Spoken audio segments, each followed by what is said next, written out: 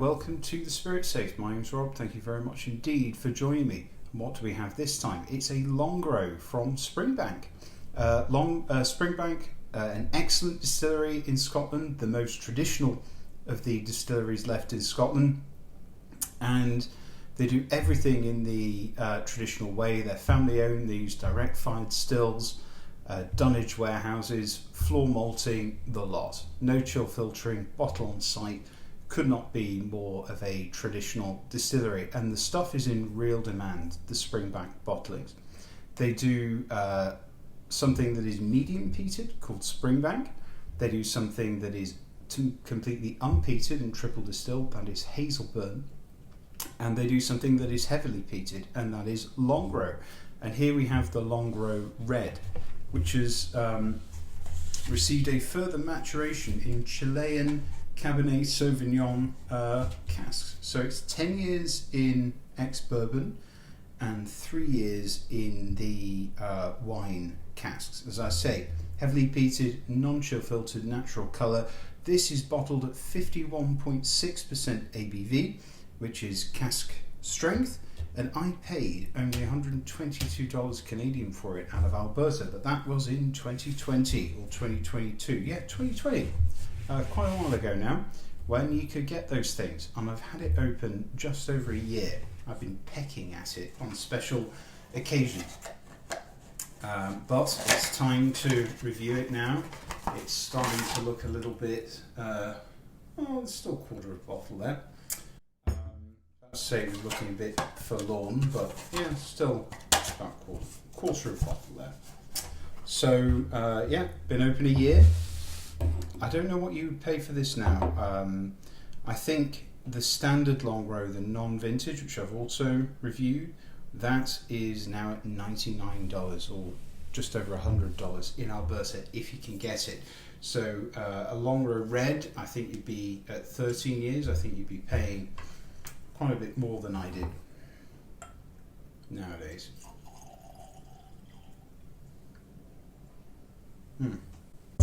Lovely. Nice fruitiness coming through from the wine. I'm not normally a big fan of red wine finished whiskies, but this is a rather good one.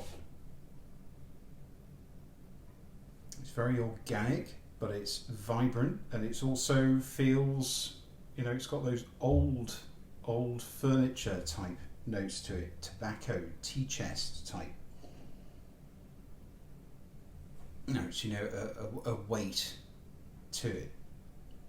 Some vanilla, ginger biscuits, oat biscuits, porridge. A very nice verdant cucumber, and you do pick up the peat, and it's kind of bonfire-y peat. Bonfire, the barbecue sauce, barbecue smoked meats, and then quite a bit of iodine as well, which works quite well with the vanilla and with the heavier, more sort of richer fruits and the tannins from the wine. So it's quite a good balance, really. And often red wine finishes, they can assert themselves a bit too much and ruin a good thing. But Springbank, being Springbank, have made quite a good job of it. Bit of honey, the dunnage warehouse funk is starting to come through, slightly nutty, some buttered popcorn, sour cranberry tobacco,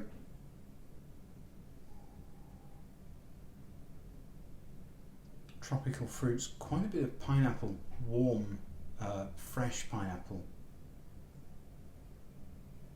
cherry, guava, sour apple, and a slight fragrance, potpourri type fragrance.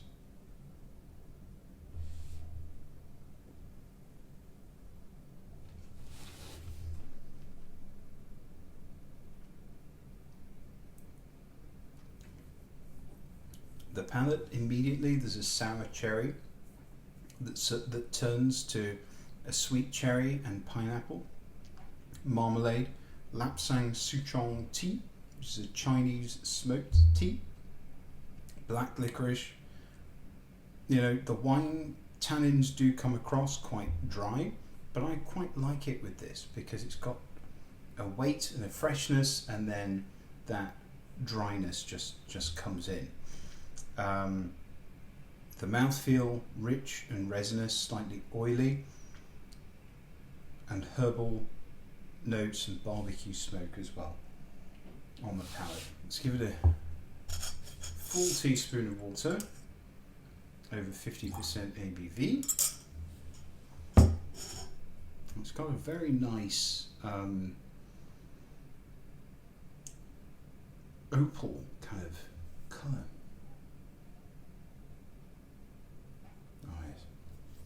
Barbecue sauce with lemon, guava, passion fruit, grapefruit peel, mixed nuts, cashews, kiwi fruit, mango, yellow grapefruit, a delightful fragrant wood smoke,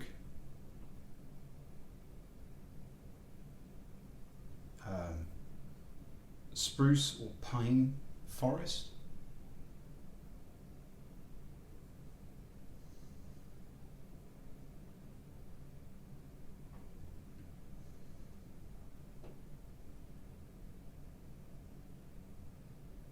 rosewater fragrance,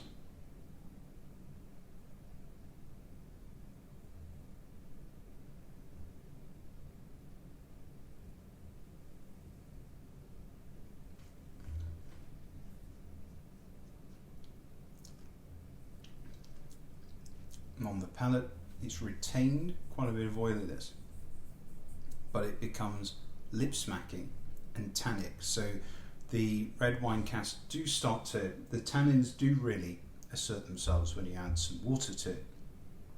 Dry raspberry, Belgian chocolate, a little bit of cocoa, very, very dark chocolate, but just lip smacking. Wine casks, juniper, other gin, botanicals, pink grapefruit, powdered ginger, rosewater. Picking up some more ground spices on the nose now.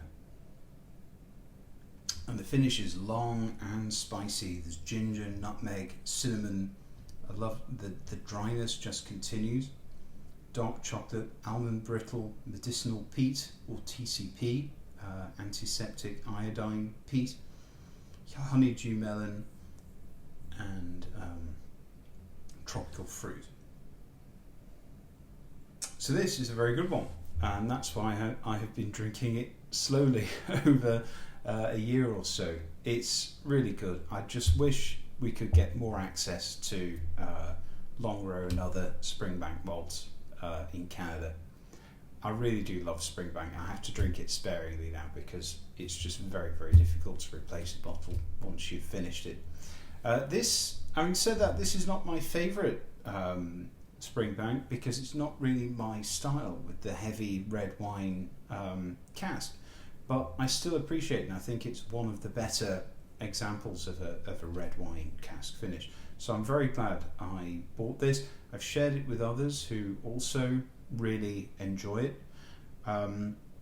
If you see a bottle of this on the shelf, obviously you will clear the shelves because it's a Springbank product. But yeah, it's recommended to try. I think it's an interesting expression. Anyway, I hope you've enjoyed the review, and I look forward to seeing you again soon. I'm not sure what we'll have next time. It might be an affordable blend or blended malt. It might be a single malt from a distillery we've had before, or something peated and fairly affordable. Not sure what I'll do yet. Anyway, I hope you've enjoyed the review and look forward to seeing you again soon. Cheers. Bye.